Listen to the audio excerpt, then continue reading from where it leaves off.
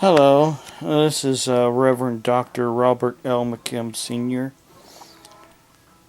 I just found out yesterday, after going out behind my mobile home here where I live at, to check my fuel gauge on my fuel tank. I heat with fuel oil, and there's snow piled on top of the tank, so I brushed the snow off to look at my gauge, and I'm down now to a little under a fourth of a tank of fuel. Back, let me find my receipt here.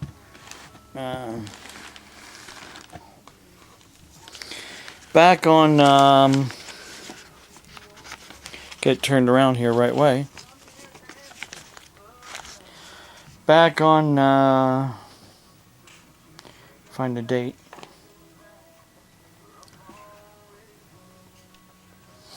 I'm looking for the date on this to see when it was that he came. I had money saved up on my budget, and I used what I had on my budget. I got 100 gallons, which is what they will deliver. 100 gallons or more. They will not deliver any less than 100 gallons. So for 100 gallons at $3.50 a gallon, it came to $357, $25 for the delivery,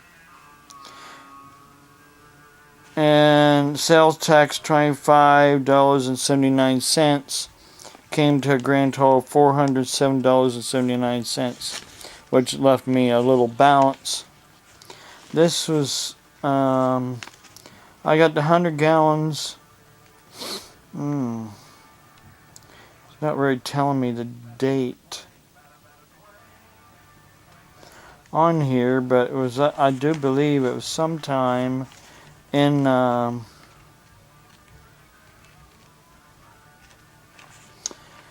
October. I think it was October, September, sometime around there.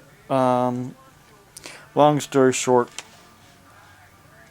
yeah, it gave me a little bit more than a half a tank in my fuel tank. This 100 gallons did. Now, like I said, down almost a little under a fourth of a tank. Well, after after going over to Indiana, getting a couple hotels, one while we was over there, and on the way over, so we can be safe in the snow and ice that was coming down, and then have a place to stay while we was over there. Because Renee, she has family that she would like to see, and her grandparents that she would like to see, her grandfather and her grandmother, and her aunt, and she likes to see her mother too sometime before anything happens to her mother. She likes to see her grandparents before anything happens to them.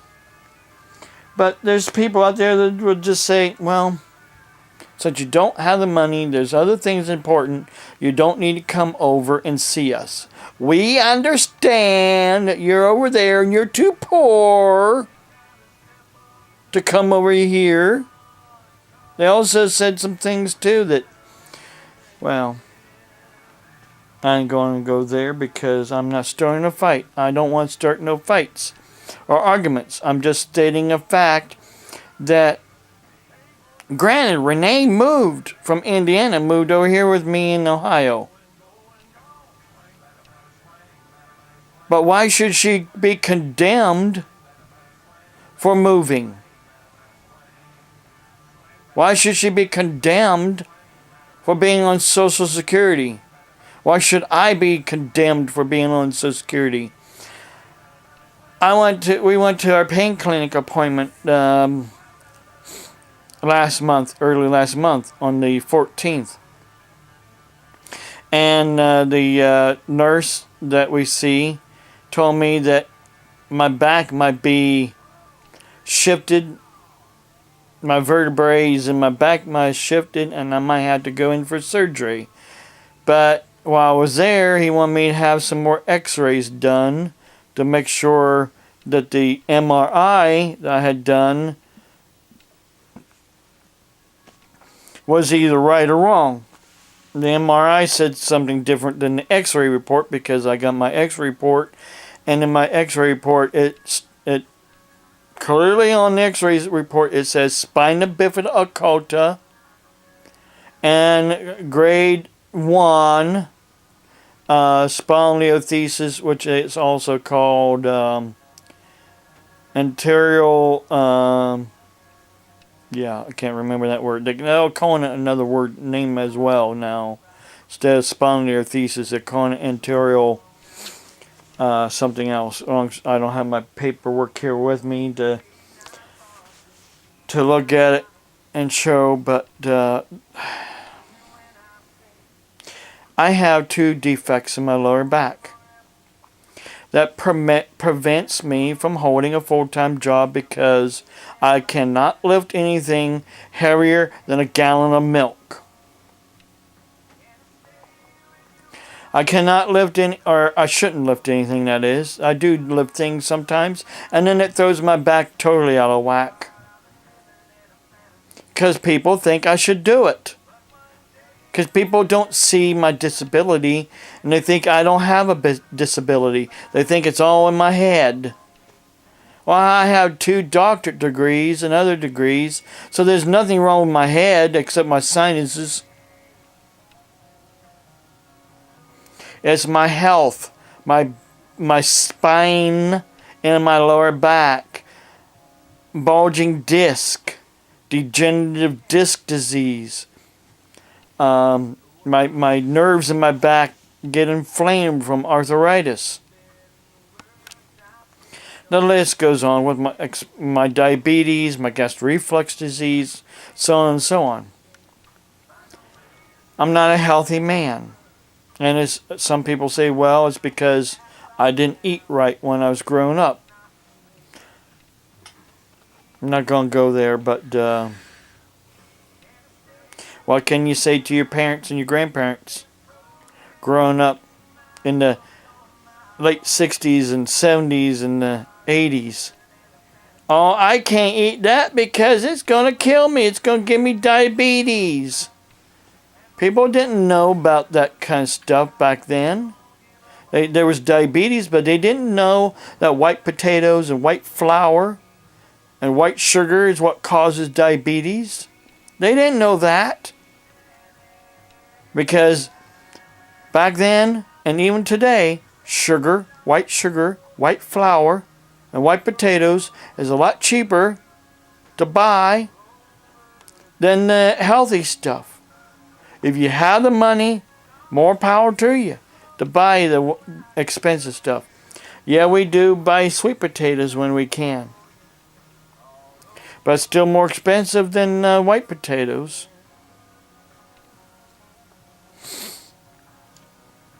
Now, what I was going to get to here was HARCATUS. I want you to listen to something here. As soon as I get turned back on again. I called HARCATUS, Tri-County Community Action, to schedule an appointment. But here's what was said. I taped it on my... New appointment system is the only way to schedule your HEAP winter crisis HIP enrollment appointment. You can check the date and time of a previously scheduled appointment. To schedule an appointment, you will need paper, pen or pencil, and your utility bills in front of you to use the system. You must also know your county you live in, zip code, and your social security number. HIP is a budget plan where you pay a percentage of your bill based on your income. HIP will not stop or delay a disconnection, nor does it assist with the payment toward your bill. If you have a disconnection notice or your service is already off, you need assistance from the Winter Crisis Program. If your service is on and you don't have a shutoff notice, press 1. If you have a shutoff notice or are already disconnected or need new service or have less than a 10-day supply of bulk fuel, press 2. If you already scheduled, okay, we need to know which county you live in. If you live in Harrison County, press 1. If you live in Carroll County, press 2. Tuscarora, please remain on the line while we check our records. I'm sorry, all of our appointments are filled. If you're calling to get general information or to verify your appointment... That's...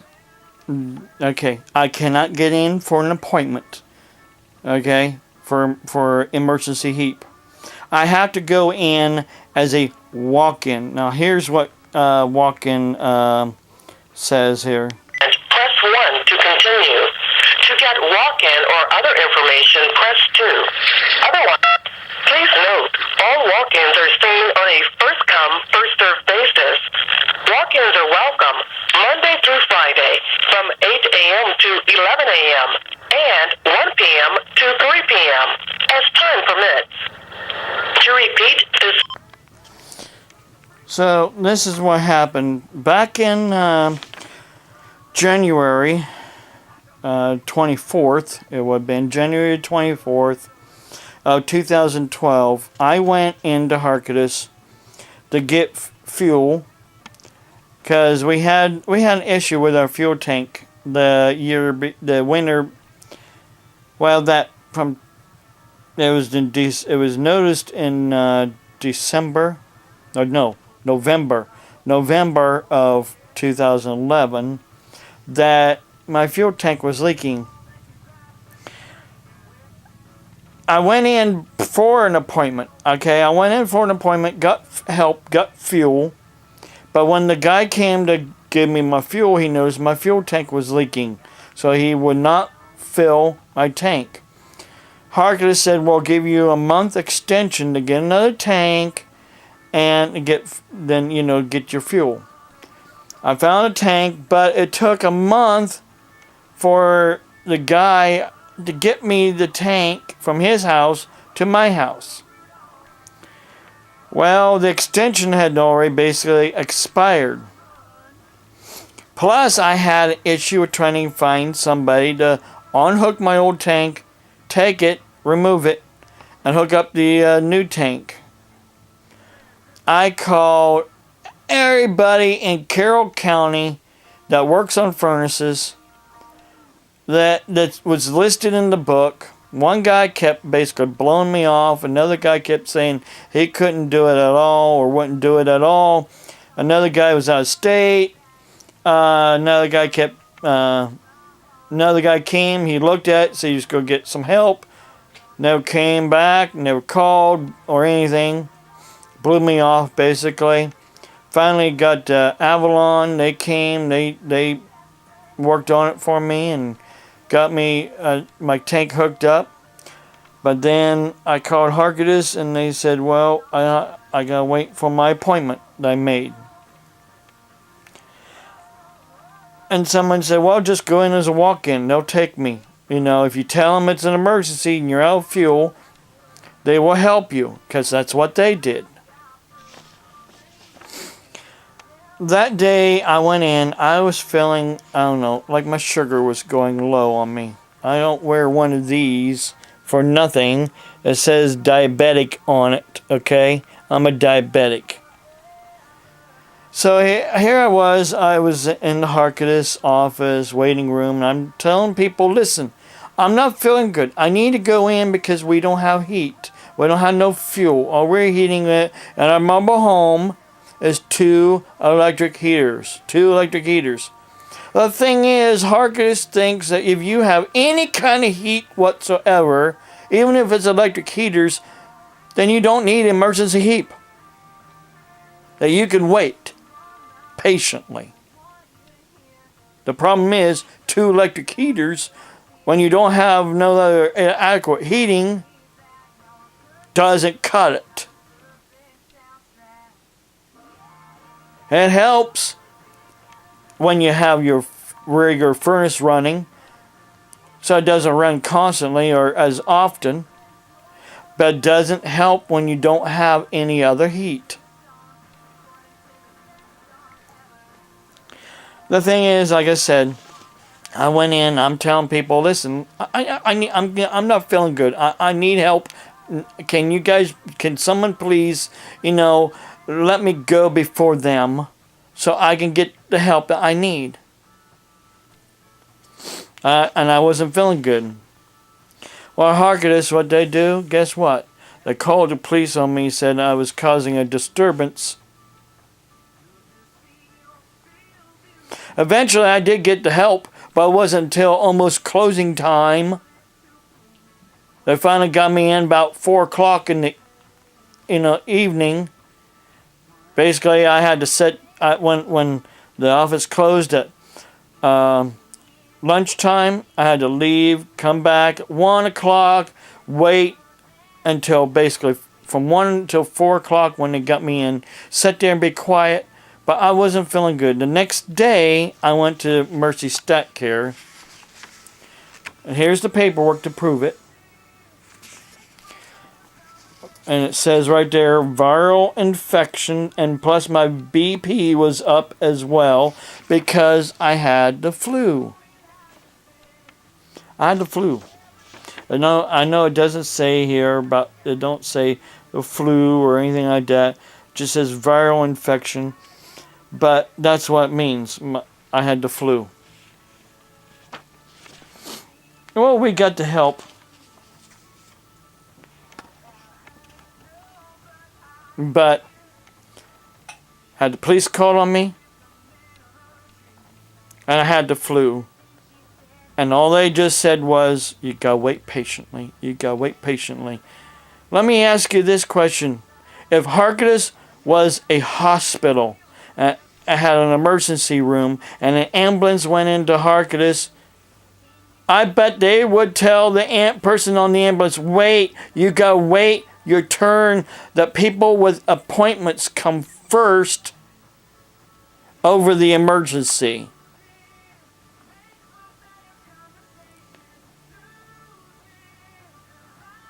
Is that the true way to run an agency that's to help people in emergency crisis? Why do they call it Emergency HEAP?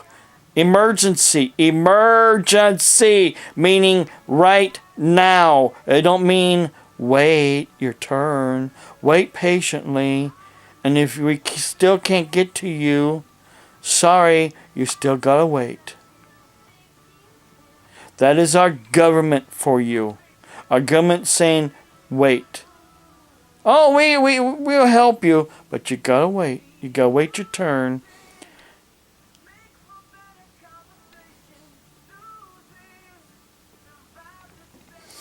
Well, I'll be going to HARCATUS Tuesday after some appointments we gotta do tomorrow. This is Sunday, by the way. Monday we got appointments tomorrow.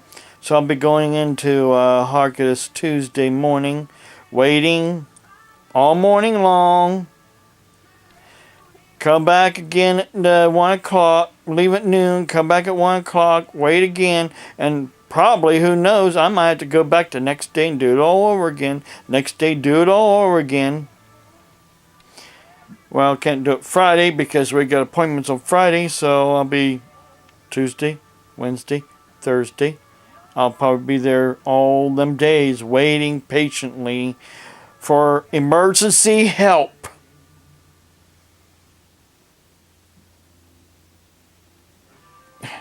God, there's a lady that goes to my church, Assembly of God in Carrollton, that works at HARCATUS here in Carrollton. Of course, she said that's not her department. But she knows the stupidness that goes on there. What gets me is when a Christian treats another Christian like that. I'm just wonder sometimes. I just wonder. Why is it that Christians treat other Christians so terribly when they know they need help? blows my mind. Granted, I know some people will say, well, if you knew you were low on fuel, you shouldn't have did this and you shouldn't have did that. Well, the other day before we left, I looked at my fuel tank. It was at half a tank. Or just a little under half a tank, actually. Now it's a little under a fourth of a tank. So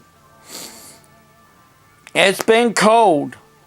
It's been brutal cold here lately in the mornings. 14 degrees. 15 degrees.